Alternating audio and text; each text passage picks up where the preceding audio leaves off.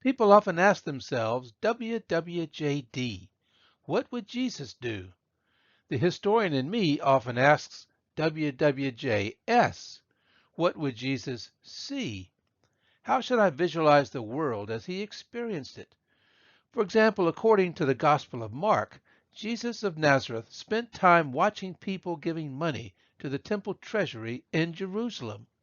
What exactly did Jesus see there? Well, that depends on which translation of the Greek New Testament you choose to read. Here are just a few of your options. All of them agree up to a point, saying that Jesus saw a poor widow put something into the treasury. But what exactly was it? The venerable old King James Version says 2 mites, which make a farthing. In the Weymouth New Testament, also known as the Modern Speech New Testament, instead of 2 mites that make a farthing, it's 2 farthings that make a halfpenny. Yes, I'm getting confused too.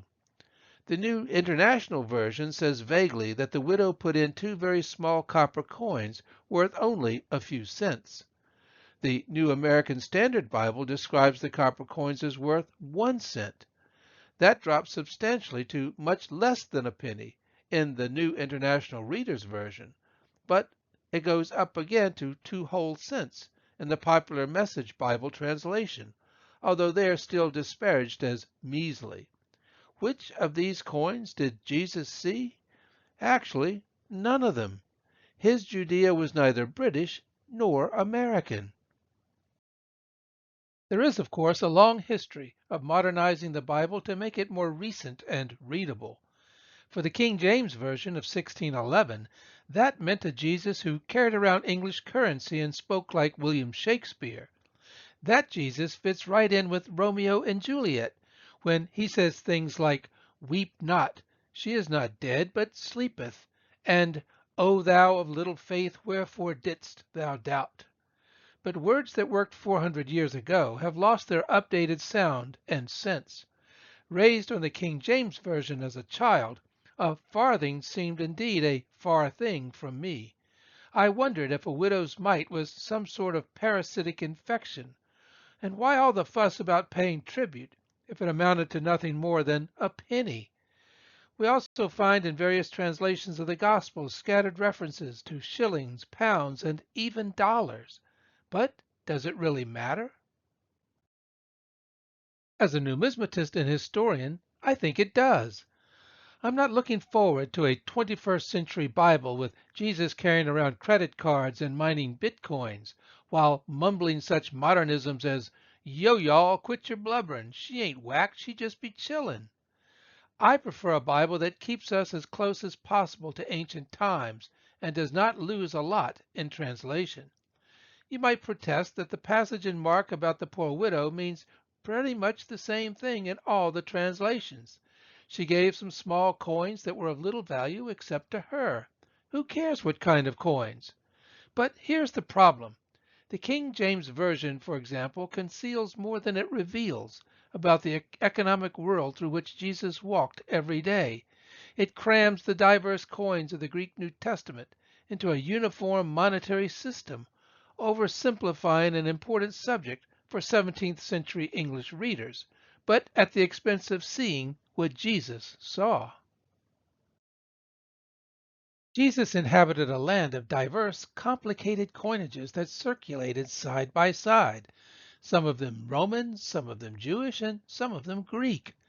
The Gospels mention denarii, drachmas, didrachmas, staters, asaria, quadrantes, lepta, and others that were likely to be Tyrian shekels. You would not know any of this when reading about the ersatz English economy in the King James Bible. You would also have no idea just how well informed Jesus was about all the currencies of his day. Like an academic numismatist, he knew the various types, legends, denominations, and purchasing powers of different kinds of coins, and which ones were suitable for paying specific Roman or Jewish taxes. How he used that knowledge is important. In his travels and teachings, Jesus the Nazarene carpenter seldom spoke about carpentry. But Jesus, the knowledgeable numismatist, often referred to coins and used them effectively as props wherever he preached. He was keenly aware that Roman, Greek, and Jewish coins touched everyone's life and livelihood, and that people could easily relate to them.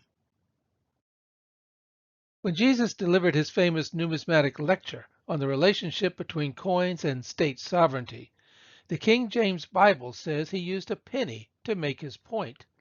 In the original Greek, however, Matthew, Mark, and Luke all say that he called for a Roman denarius, not the silver penny, shilling, or dollar that you'll find in some translations.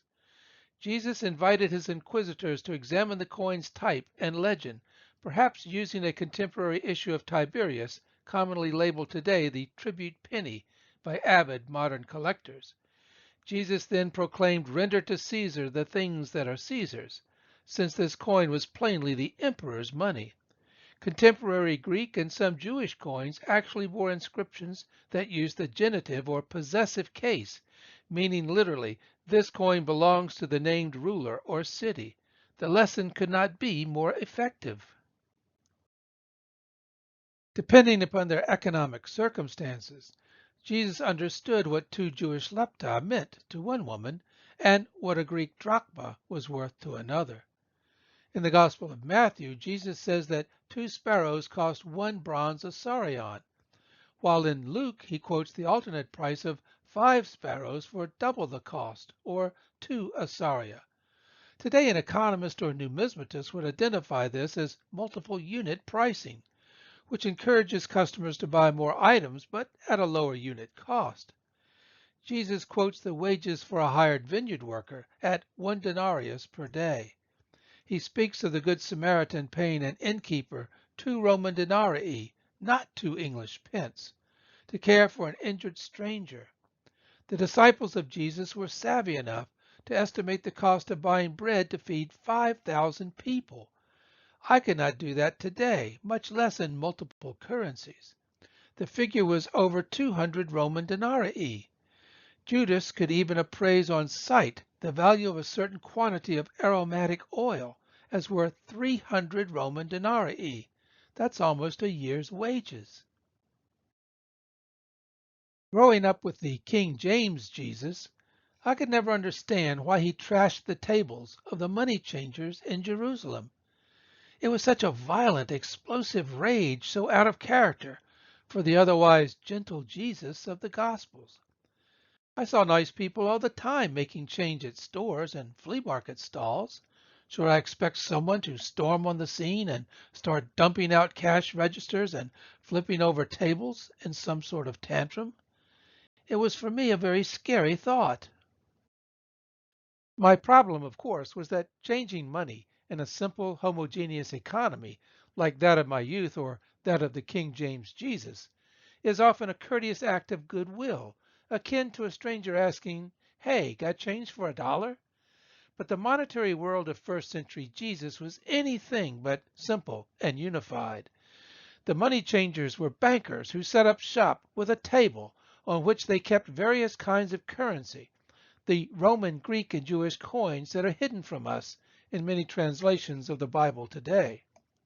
What I did not understand was that these ancient bankers charged fees for exchanging one currency for another, profiting, perhaps excessively, from the mismatched monetary systems of the time. Anyone who travels internationally can appreciate the frustration and the cost of making these kinds of currency exchange. So, speaking historically and numismatically, it does matter how we translate the original Greek of the ancient Gospels. Think of it this way. Changing ancient texts into modern ones is like changing one currency into another. It might be convenient, even necessary at times, but beware of what it might cost you.